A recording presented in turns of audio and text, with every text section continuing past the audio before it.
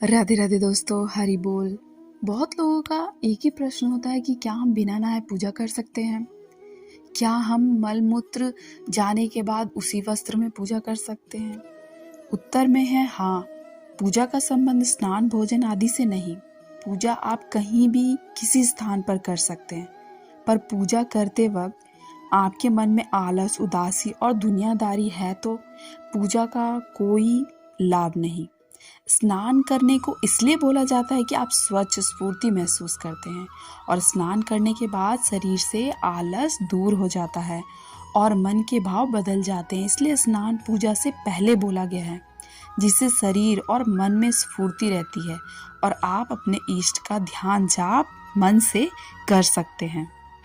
भोजन करने के बाद शरीर में भारीपन आता है, आलस का संचार होता है, जिससे आप ज़्यादा देर पूजा भजन अधिक देर नहीं कर पाते।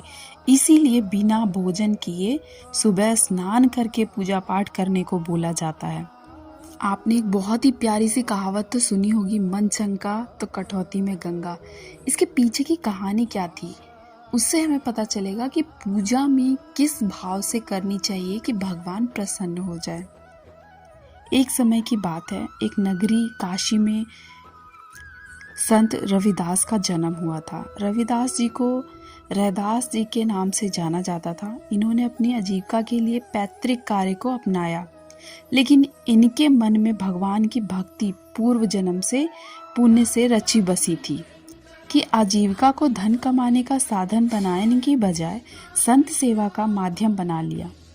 संत और फकीर जो भी इनके द्वार पर आते उन्हें बिना पैसे लिए अपने हाथों से बने जूते पहनाते। जूते बनाकर जो कमाई होती उससे संतों की सेवा करते। इसके बाद जो कुछ बच जाता उससे अपना गुजारा कर लेते थे। एक दिन एक ब्राह्मण इनके द्वार आए और कहा कि गंगा स्नान करने जा रहे हैं, एक जूता चाहिए। इन्होंने बिना पैसे लिए ब्राह्मण को एक जूते दे दिए। इसके बाद एक सुपारी ब्राह्मण को देकर कहा कि इसे मेरी और से गंगा मैया को दे देना। ब्राह्मण रविदास जी द्वारा दिया गया सुपारी लेकर गंगा स्नान करने चल पड़ा। गंगा स्नान करने के बाद गंगा मैया की पूजा की और जब चलने लगा तो अनचाहे मन से रविदास जी द्वारा दी गई सुपारी गंगा में उछाल दिया। तभी एक चमत्कार हुआ, मैया प्रकट हो गई और रविदास जी द्वारा दिए गए सुपारी की बदले हाथ में एक सोने का कंगन दे दिया ब्राह्मण को। इसे ले जाकर रविदास को दे देना।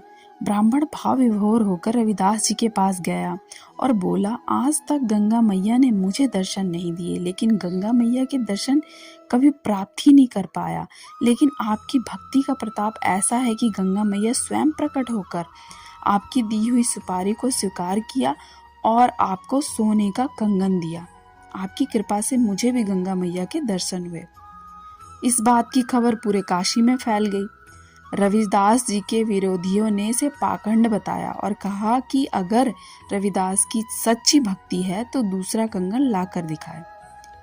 विरोधियों के कटु वचनों को सुनकर रविदास जी भक्ति में लीन होकर भजन गाने लगे। रविदास जी चमड़ा साफ करने के लिए एक बर्तन में जल भरकर रखते थे। इस बर्तन में रखे जल से गंगा मैया प्रकट हुई और दूसरा कंगन रविदास जी को भेंट किया। रविदास जी के विरोधियों का सिर नीचा हुआ और संत रविदास जी की जय जयकार होने लगी। इसी समय से यह दोहा प्रसिद्ध हो गया, मन चंगा तो कटौती में गंगा। इसलिए कहा गया है कि इंसान का मन साफ होना चाहिए, फिर वो जो चाहे कर सकता है, फिर बिना स्नान के पूजा भी कर सकता है। राधे राधे दोस्तों, वीडियो को लाइक शेयर सब्सक्राइब जरूर कीजिएगा।